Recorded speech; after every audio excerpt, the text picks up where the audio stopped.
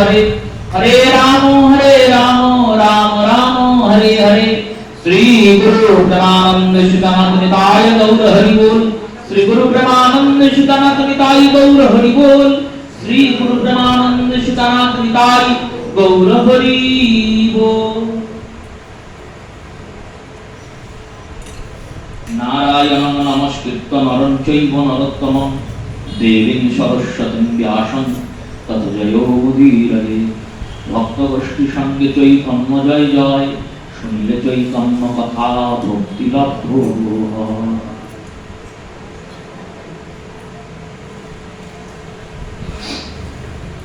শ্রান্দানুরাগ রসসার সরো সরোজন কিংবা দ্বিধা মুকুলিতং মুখচন্দ্রভাসা তন্নূতনং স্তনযুগং বৃষভানুজায়া সানন্দ সিধু মকরন্দ ঘর স্মরামি। কলিযুগ পাবন অবতার রাধা কৃষ্ণ মিলিত তনু শ্রী শ্রী শ্রীমন মহাপ্রভুর প্রিয়তম পার্ষদ অগ্রগণ্য প্রবোধানন্দ সরস্বতী শ্রীপাদ বিরচিত শ্রী শ্রী রাধা রসসুধা নিধি গ্রন্থের যে অপরূপ আস্বাদন আমরা যুগল অনুকম্পায় করে চলেছি তার সূচনা করছি। শ্লোকে শ্রীপাদ বলছেন, প্রগাঢ় অনুরাগ রসসার সরোবরে কমল শ্রীরাধার শ্রীমুখচন্দ্রের আভায় দ্বিধা মুকুলিত হইয়া কমল করোদয় রূপে সুশোভিত ঘনীভূত সানন্দ সিধু মকরন্দ যুক্ত শ্রীরাধার নবভিন্ন স্তনদয়কে আমি স্মরণ করি। পূর্বদিন শ্রীপাদ পূর্বের শ্লোকে শ্রীমতীর একটি বিলাস পূরণ করেছেন, আবার এই শ্লোকে আরেকটি বিলাস পূরণ করছেন। শ্যাম সুন্দর গোবিন্দ জগতানন্দদায়ক। জগতের সবাই তো আমরা আনন্দ খুঁজি। শ্বেতাশ্বর উপনিষদে মিত্র বরুণ নামক ঋষি তার পিতা পুত্র ভৃগুকে বললেন, কিম ব্রহ্ম কিমাধাত্ম কিম ব্রহ্ম, ব্রহ্ম কি আর ব্রহ্মকে পাওয়ার হেতুই বা কি, এই বিষয়ে কিছু চিন্তন করেছ? পুত্র বললেন, না পিতা, ব্রহ্ম কি অনেকে বলে, কিন্তু সেই বর্ণনাকে আমি শ্রবণও করি, কিন্তু শ্রবণ করে কিছু অনুধাবন করতে পারি না। পিতা বললেন, দেখো, কোন বস্তুর পরিপূর্ণ অনুধাবন করতে গেলে সেই বস্তুকে আস্বাদন করতে হবে। রসগোল্লা মিষ্টি এ অনেকে বলেছে, কিন্তু কতটা মিষ্টি আর কেমন মিষ্টি সেটা যতক্ষণ না রসগোল্লাটাকে খাওয়া হবে ততক্ষণ তো তার মিষ্টতা পাওয়া যাবে না, আবার মিষ্টতার ভিন্নতার উপলব্ধি হবে না। এখানে প্রশ্ন তো জাগতিক কোনো বস্তু নয়, এখানে প্রশ্ন জেগেছে ব্রহ্ম কি। ব্রহ্মকে ব্যাখ্যা করা হচ্ছে এখানকার মূল প্রতিপাদ্য বিষয়। ব্রহ্ম কি যখন জিজ্ঞাসা করেছেন তখন পিতা বললেন, এক কাজ করো, তুমি গিয়ে তপস্যা করো, কারণ তপস্যার মাধ্যমে ব্রহ্মকে উপলব্ধি করা সম্ভব। তবে তপস্যা যখন করবে, তপস্যাতে মানুষ কি করে বলল, তপস্যাতে মানুষ দুটি বস্তুর প্রাপ্তি করে। এক, যার তপস্যা করছে তাকে পায়, আর তাকে পাওয়ার আগে নিজেকে পায়। যতক্ষণ না আমরা নিজেকে জানতে পারবো ততক্ষণ গোবিন্দকেও জানতে পারবো না। নিজেকে জানা মানে নিজের আত্মদর্শন করা। আমি তো এই শরীরটা নই, এই শরীরটা একটা জামা মাত্র। বাসাংসি জীর্ণানি যথা বিহায় নবীনানি গৃহীত্বানি নরব পরাণি। তথা বিহায় শরীরানি জিজ্ঞানন্যানি সংজাতি নবীনানি দেহি। আজকে একটা পুরুষের জামা পরিয়ে গোবিন্দ পাঠিয়েছেন, এর আগের জন্মে হয়তো গরু ছাগলের জামা পরে পাঠিয়েছিলেন, তখন গরু ছাগল ভাবতাম নিজেকে, এখন নিজেকে মানুষ ভাবছি। পরের জন্মে কি পাঠাবেন সে তিনিই জানেন, আর আমার কর্মফলই জানেন। এই যে শরীরটা, এটা তো আমি নই, কিন্তু আমরা 24 ঘন্টায় নিজেকে এই শরীরটাই চিন্তা করি। সর্বপ্রথম আত্ম উপলব্ধি হওয়া প্রয়োজন যে আমি এই শরীরটা নই, শরীরের ভিতরে থাকা আত্মা। এবারে এই আত্মচিন্তন দুই ভাবে বিভক্ত হয়েছে, জ্ঞান মার্গের আর ভক্তি মার্গের। জ্ঞান মার্গের জ্ঞানীরা বলছেন আমি আত্মা। এই আত্মা কি না, আত্মা হচ্ছেন পরমাত্মার অংশ। এই পরমাত্মার অংশ হচ্ছে আত্মা। মমাংশ জীবলোকে জীবভূতা সনাতনা, ভগবান স্বীকার করেছেন আমারই অংশ। এবার এই জ্ঞানীরা যখন চিন্তা করলেন আমি ভগবানের অংশ, একটা গোটা আম আর গোটা আমের একটা ছোট টুকরো, ছোট টুকরো যখন আমি, একটা গঙ্গা নদী আর গঙ্গার একটা পাত্রে রাখা জল, এই পাত্রে রাখা জল যখন আমি, তখন আমিও গঙ্গা। পাত্রের জল যদি দাবি করে আমি গঙ্গা, দাবিটা কি ভুল হবে? ভুল হবে না। কিন্তু এই গঙ্গার দাবিতে তার মধ্যে অহংকার জন্মিয়ে যাবে।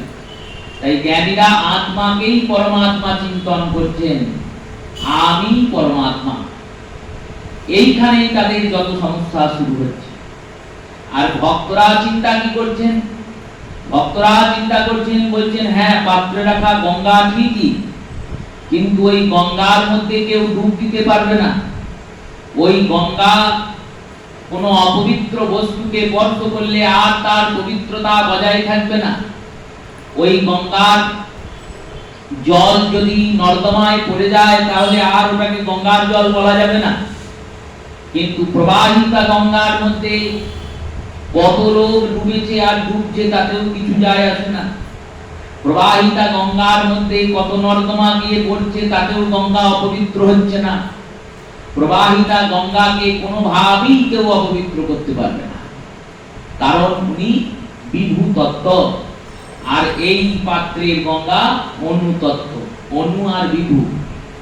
ভগবান হলেন বিভু তত্ত্ব, ভগবানের মধ্যে মায়ার বিকার কর্ম করে না।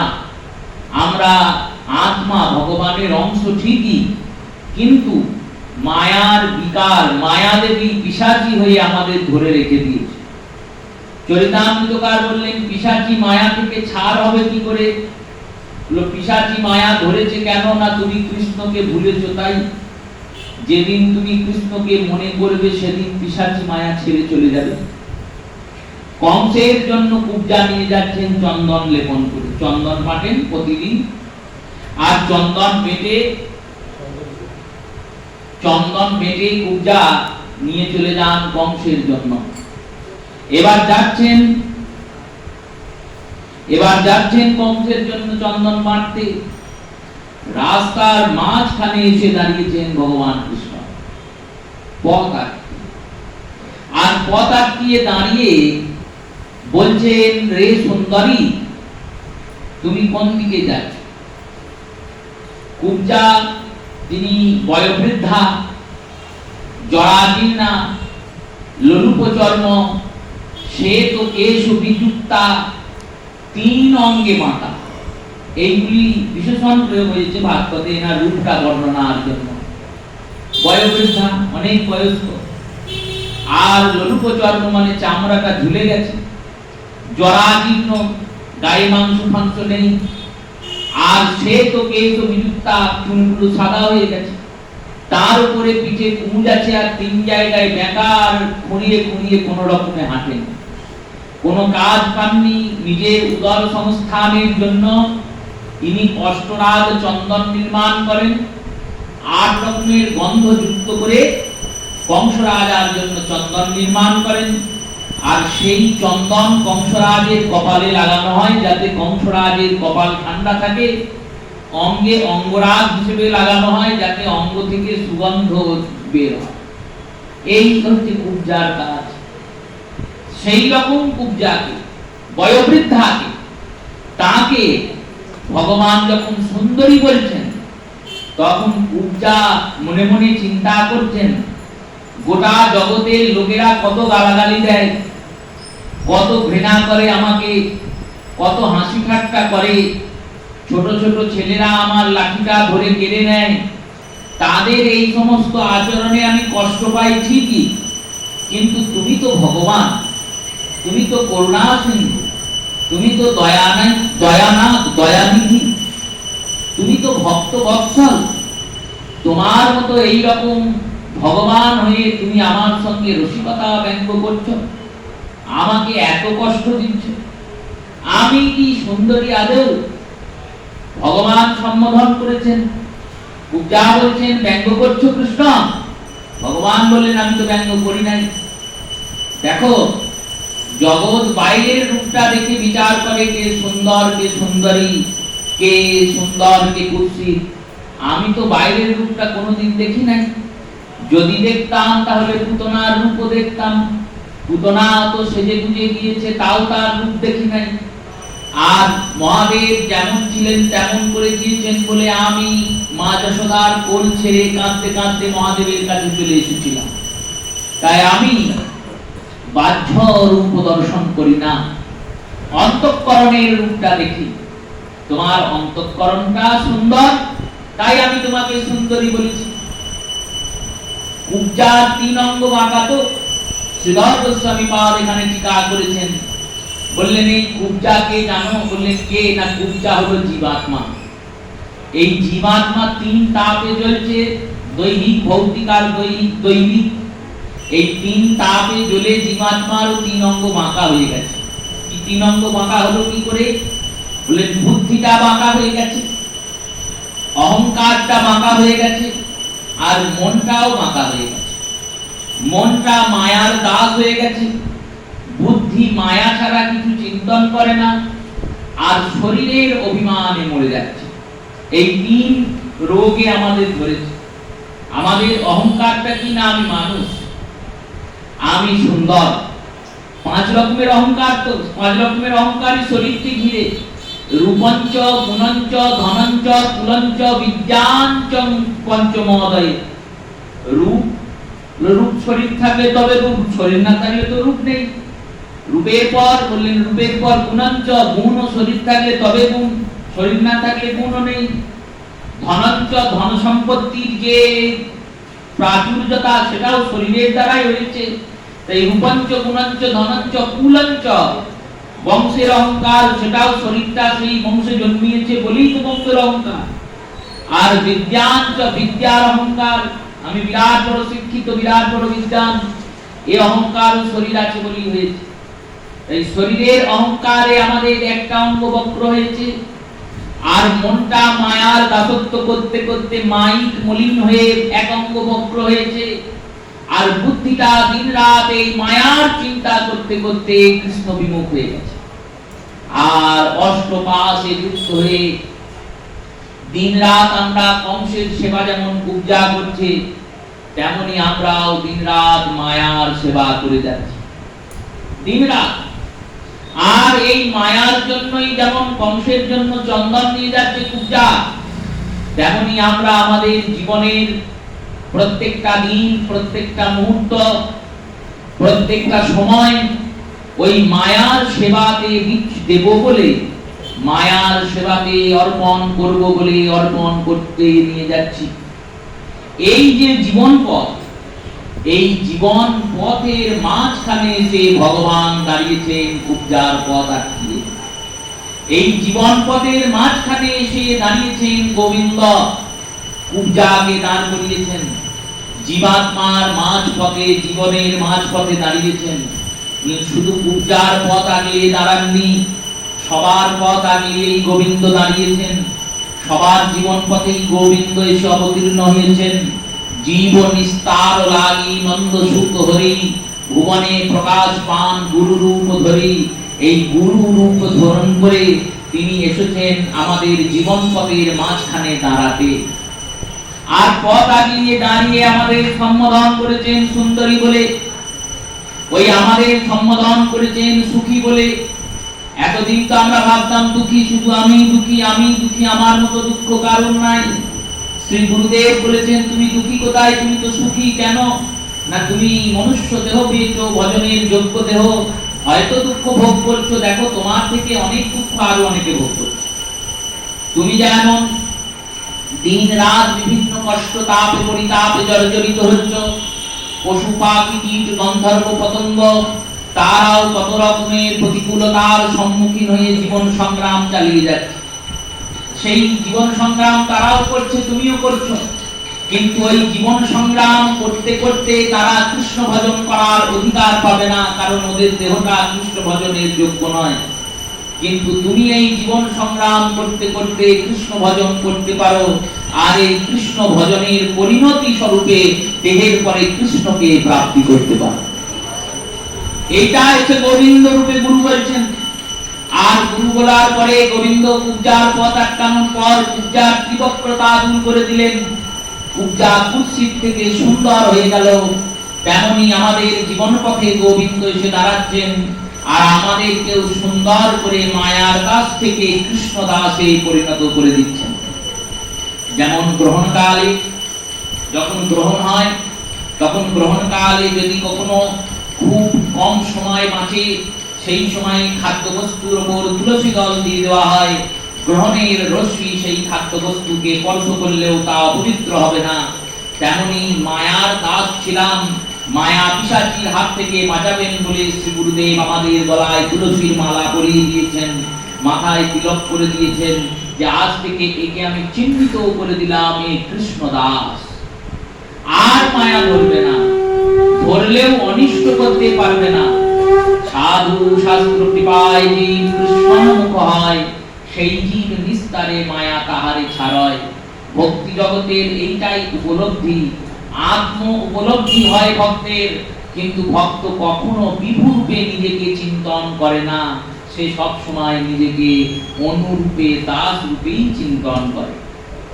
স্বয়ং ভগবান গৌরাঙ্গ সুন্দর তিনি রথে বলছেন, নাহং বিপ্র না ক্ষত্রিয় বৈশ্যং নায় শূদ্রমং তথা ন পুরুষ ন স্ত্রিয় ন নপুংসক অহং হরে পদানু দাসানু দাসো কেবলম।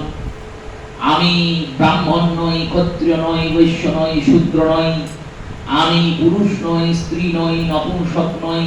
তাহলে তুমি কে? এটা আমি নই মানে আত্মার তত্ত্ব বলছেন। আত্মা তো এইরকমই, যেমন জল ঘটিতে আছে ঘটির মতো, আর সেই জল যে গ্লাসে দিলাম গ্লাসের মতো, তেমনি আত্মা যে দেহে যাবে সেই দেহের মতো।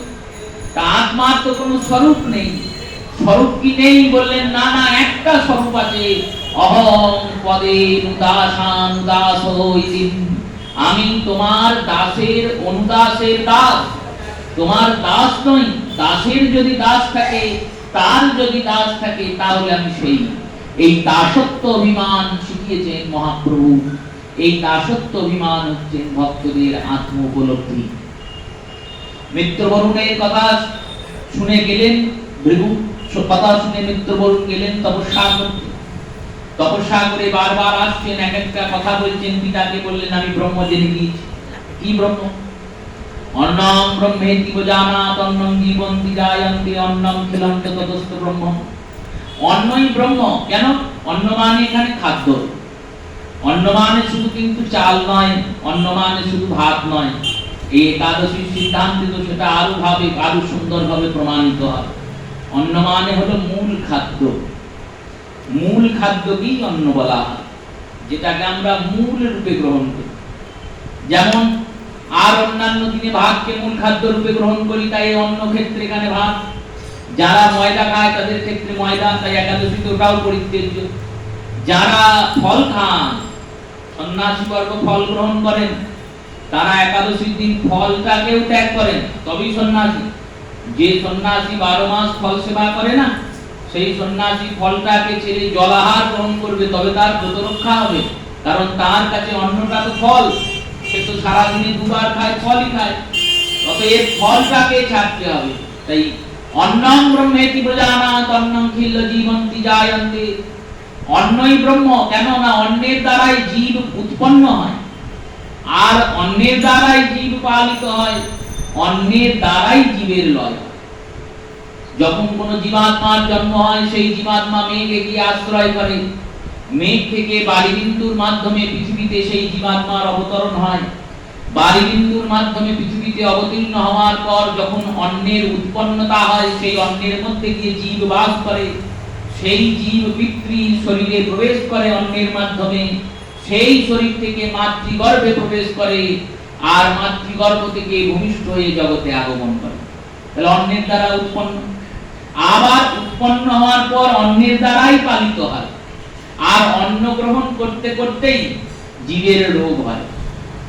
শরীরটার একটা নিয়ম আছে, কি নিয়ম বললে এই শরীরটা প্রথমে বর্ধমান হয়, বাড়ে, শিশু থেকে যৌবন, যৌবন থেকে বৃদ্ধ, এই বার হলো। এবার বাড়ার পর বলে এবার শরীরটা ক্ষয় হবে, এবার কইতে কইতে কইতে কইতে এই শরীরই তোমায় শেষ করবে।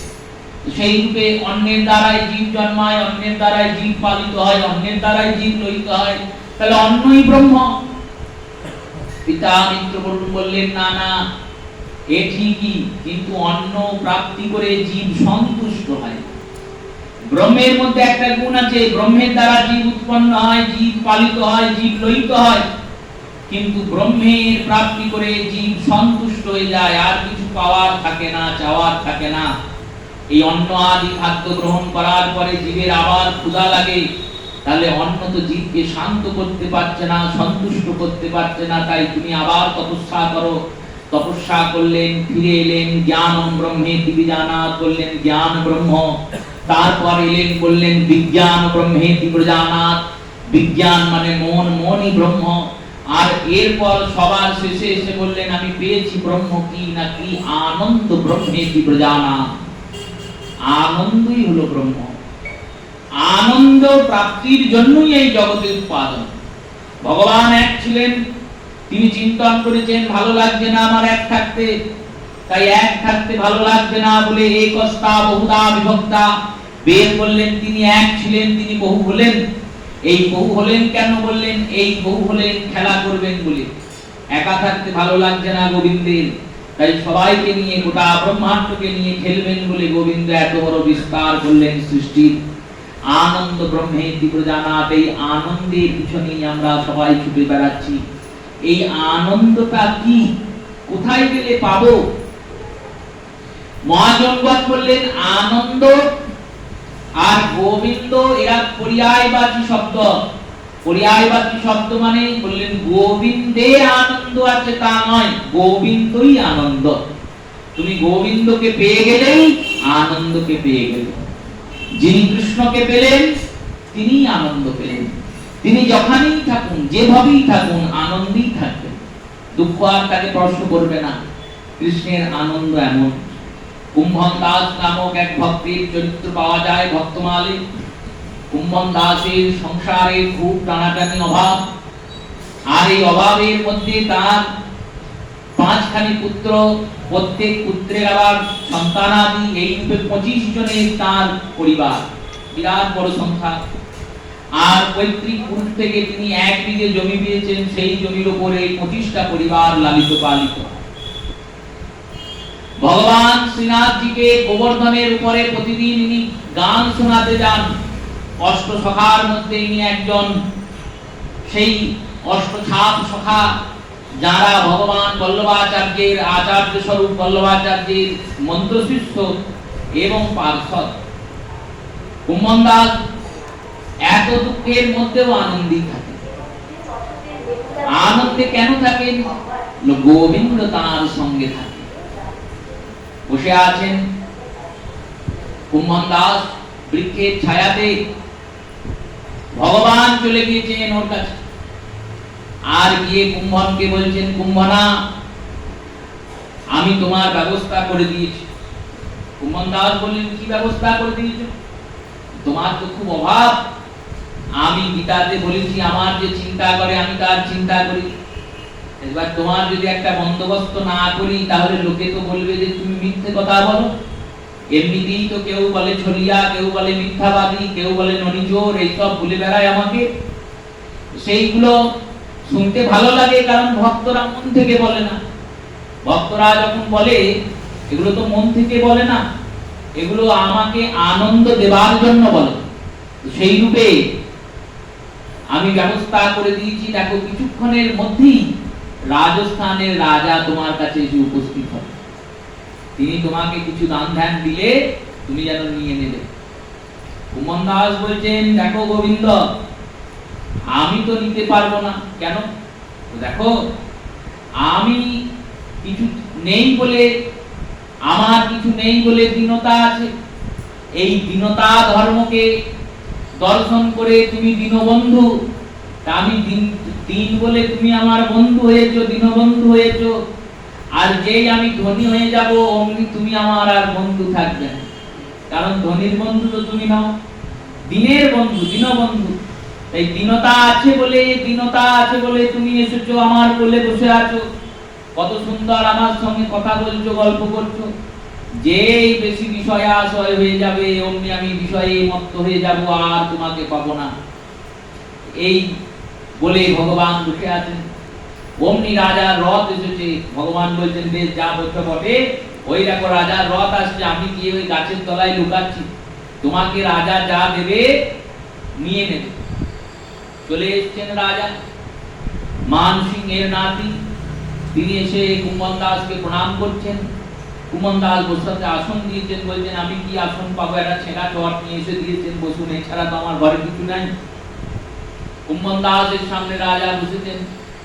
এবার রাজা এই কথা সে কথা অনেক কথা বলছেন, কালকে আমাকে গোবিন্দ স্বপ্ন দিয়েছিল রাতে, স্বপ্ন দিয়ে আপনার নাম করেছেন, স্বপ্ন দিয়ে বলে দিয়েছেন যে এই ভক্ত আছেন এমন গ্রামে, গোবর্ধনের কাছে থাকেন, ওনাকে গিয়ে কিছু দান ধ্যান করবেন।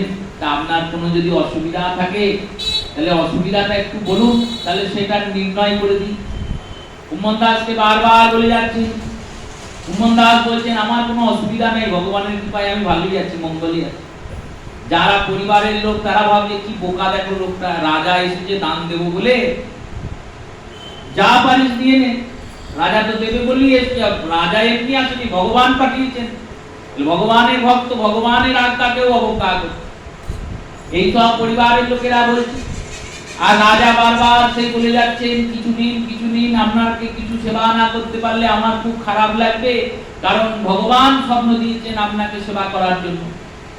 যখন এইরকম বলছেন, তখন কুমন বলেছেন, তাহলে এক কাজ করো, আমার জন্য একটা আসন আর একটা দর্পণ ব্যবস্থা করলাম। আসন আর একটা দর্পণ মানে আয়না, এই সামান্য জিনিস। বললেন, হ্যাঁ গো, এই সামান্যটুকু পেলেই হবে, কারণ প্রতিদিনই আমার আসনটা গরুতে খেয়ে পালায়, আর আমার যে দর্পণ, সেই দর্পণ কুকুরে খেয়ে পালি। এই আবার কি কথা, আসন গরুতে খায়? যদি আসন গরুতেও খায়, কুকুরে দর্পণ কি করে খাবে? খাওয়া সম্ভব? নাতিটাই কাছে ছিল, নাতিটা বলছে, আপনি বুঝবেন না ব্যাপারটা, দাদুর তো কোনো আসন নেই, তাই খড় পেতে বসে জব করেন। এবার খড় কটা পড়ে থাকে, গরুতে খেয়ে পালিয়ে যায়। আর দর্পণ কেনার মতো পয়সা নেই, তাই ওই একটা পাত্রে জল আছে, সেই জলে মুখ থেকে তিলক সেবা করেন, এবার জলটা কুকুরে খেয়ে পালায়। তাই বলছেন, আসুন আর দর্পণ ব্যবস্থা করুন। ভগবানের ভক্তরা এত কষ্টে থাকা সত্ত্বেও আনন্দে থাকেন কেন? ভগবান তার কাছে, গোবিন্দ তার কাছে। যে রূপ সনাতনের এত বৈভব, তারা সব ছেড়ে বৃন্দাবনের বনে বনে গিয়ে পড়ে থাকছে। ন্যাড়া মাথা, ছেঁড়া কাঁথা, কৌপিন বহির্বাস, এক এক বৃক্ষ তলে করেন এক এক রাত্রিবাস। কবু চানা খান, কবু করেন উপবাস, জিজ্ঞাসুলে কহেন মোরা চৈতন্যের দাস। মহাপ্রভুর কৃপাতে তারা কত কষ্ট করছেন, কত বৈরাগ্যের মূর্তি।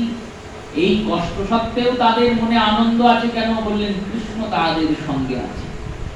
কৃষ্ণের সঙ্গ দর্শনে, কৃষ্ণের প্রাপ্তিতেই আনন্দ।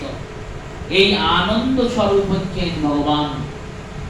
তাই প্রত্যেক জীব ভগবত চিন্তন, ভগবত মুখী, ভগবানকে পাওয়ার জন্য ছোটেন। ভগবানকে পাওয়ার জন্য সবাই ছোটেন, কিন্তু ভগবান তাকে পাওয়ার জন্য ছোটেন, ভগবান রাধারানীকে পাওয়ার জন্য ছোটেন। তাই প্রবোধানন্দ পাদ তিনি চিন্তন করেছেন, যদি বন্দনা করতেই হয়, যদি স্মরণ করতেই হয়, তাহলে শ্রীমতীর স্মরণ করো। এবার স্মরণাঙ্গে প্রথমে তিনি চরণ রেণুর যেমন স্মরণ করেছেন, আজকে তিনি বৃষভানুনন্দিনীর বক্ষে স্মরণ করছেন।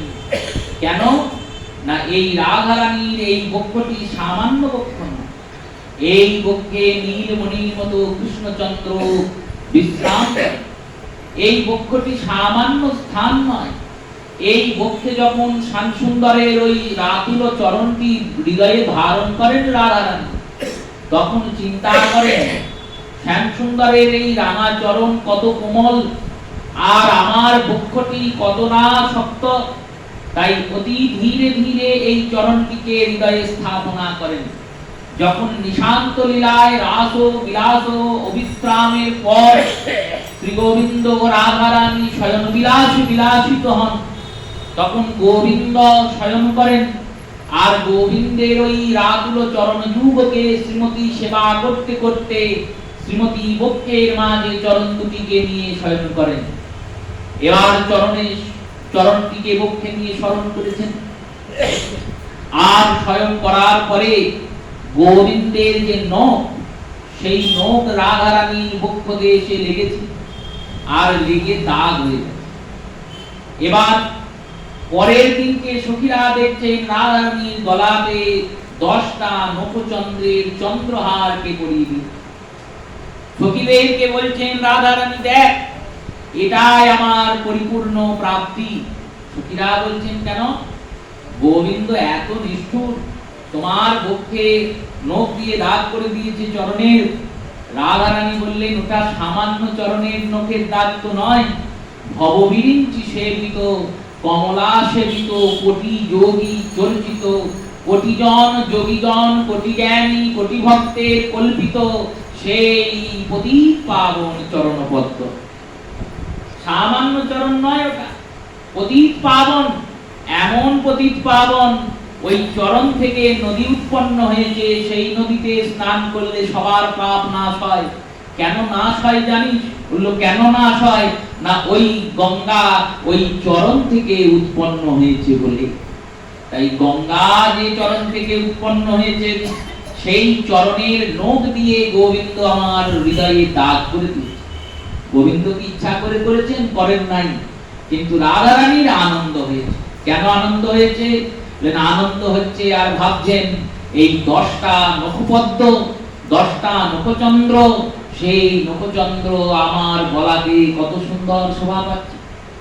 দাস ঠাকুর দর্শন করেছেন, বন্দনায় লিখছেন, হে দেহে নাগর বড় সুনাহে মুরলী ধর, নিবেদন করি তুয়া পায়, চরণের নখমণি যেন চাঁদের গাঁথনি, ভালো শোভে আমার গলায়। আমার গলাতে ওই চরণের নখগুলো মণিস্বরূপে শোভিত হচ্ছে। এই হৃদয়ে, যে হৃদয়ে কৃষ্ণের চিন্তন, সেই কৃষ্ণ চিন্তন হৃদয় শ্রীমতী রাধারানীর, সেই রাধারানীর চরণে যদি আমরা স্মরণ নিই, তবেই কৃষ্ণের প্রাপ্তি করতে পারবো, নচেত কোনোভাবেই পারবো না, কোনোভাবেই পারবো। কৃষ্ণকে পাওয়া যাবে, কিন্তু কৃষ্ণের আস্বাদন, কৃষ্ণকে সম্পূর্ণরূপে প্রাপ্তি করতে গেলে রাধার আনুগত্যতা নিতেই হবে। যদি না নাও, তাহলে বেলবনে লক্ষ্মীর মতো বসে থাকবে, ওই যমুনা পার হয়ে বৃন্দাবনে আর প্রবেশ হবে না। গোপীয়ানুগত্য বিনে ঐশ্বর্যের জ্ঞানে কোটি জন্ম যদি ভজে, সে না পায় ব্রজের ব্রজেন্দ্র নন্দনে। গর্গ সংহিতায় সব সংসদ থেকে শ্রেষ্ঠ প্রমাণ দর্শন দিলেন। কুরুক্ষেত্রে চন্দ্রগ্রহণ কাল উপস্থিত হয়েছে। দ্বারকা থেকে দ্বারকাধীশ গোবিন্দ, বসুদেব, দেবকী, বলরাম, 16,108 জন রানী, তাদের পুত্রগণ, পুত্রের পুত্রগণ সবাইকে নিয়ে সপরিকর ভগবান গিয়ে উপস্থিত হয়েছেন কুরুক্ষেত্রে। আর ওদিকে ব্রজবাসীরাও কুরুক্ষেত্রে এসে উপস্থিত হয়েছে। রুক্মিণী সত্যভামা ভগবানকে জিজ্ঞাসা করছেন, প্রভু তুমি যে শ্রীমতী রাধা রাধা করো, শয়নে স্বপনে জাগরণে নিঃশ্বাসে নিঃশ্বাসে তোমার রাধা নাম উচ্চারণ হয়। যেমন গোটা জগৎ কৃষ্ণ নাম উচ্চারণ করে, তেমনি আনন্দ কন্দ সচ্চিদানন্দ বৃন্দাবন চন্দ্র শ্যাম সুন্দর দিবারাত্র রাধা নাম উচ্চারণ করেন। এই রাধা নামের উচ্চারণ না করলে তিনি থাকতে পারেন না, তাই রাধা নাম উচ্চারণ দিবারাত্র করেন। রাধা নাম দুটি বর্ণ রসামৃতে পরিপূর্ণ, সদা যারে জপে গিরিধারী।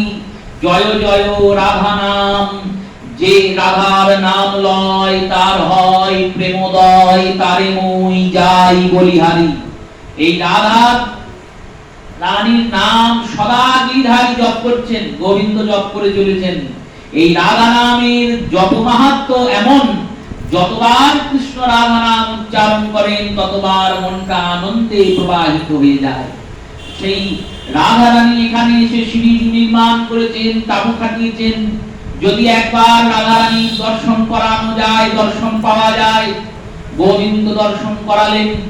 দর্শনের পর রুক্মিণী দেবী চিন্তন করছেন, যিনি কৃষ্ণের সেব্য, কৃষ্ণ জগৎ সেব্য, জগতে সবাই কৃষ্ণের সেবা করার জন্য তৎপর, কিন্তু একমাত্র শ্রীমতী রাধিকা এমন যিনি কৃষ্ণের সেব্য, ভগবান কৃষ্ণচন্দ্র, যাকে প্রাণ ভরে অনুরাগে সেবা করেন। সোনার সিংহাসনে বসিয়ে নয়নের জলে গোবিন্দ রাধা রানীর চরণ ধোয়ান, আর নিজের হৃদয় পল্লবে রাধা রানীর চরণকে রেখে নিজের পীতবাসনে চরণটাকে মোছান। বলছেন, পীত পিঙ্গল মোর তুয়ার বিলাসে। এই পীত পিঙ্গল, পিঙ্গল মানে বসন, পীত মানে হলুদ। হলুদ কাপড় কেন পরেছি জানো? কেন না তুয়ার বিলাসে, তোমাকে পাবো বলে।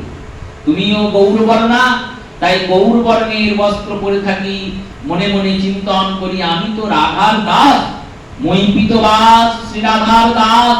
ইহাতে সন্দেহ যাহার, কোটি জন্ম যদি ভজে, তবু না পায় মোর চরণের পাশ। আমি পীতবাস, লোকে এই নাম বলে আমাকে খুব তারে প্রণাম স্তুতি করে। নারায়ণকে বারবার পীতবাস বলে ব্রাহ্মণরা ডাকেন, কিন্তু এই পীতবাস কেন করি জানো? কেন না পীতবাস করি আমি রাধার দাস বলে। মই পীতবাস শ্রী রাধার দাস, ইহাতে সন্দেহ যাহার, কোটি জন্ম যদি ভজে, তবুও না পায় মোর চরণের পাশ। তবু আমার চরণের পাশ পায় না। তাই কৃষ্ণ সেবিত রাধিকা, কৃষ্ণের সেবা করেছেন যাকে, তিনি হচ্ছেন রাধিকা।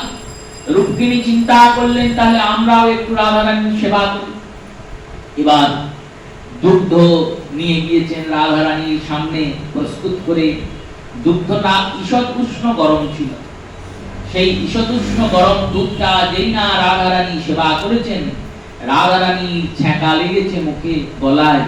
রাধা রানী বলেছেন রুক্মিণীকে, রুক্মিণী তুমি এই কাজটা ঠিক করলে না, এই দুধটা তোমাকে দেখে নিয়ে আস।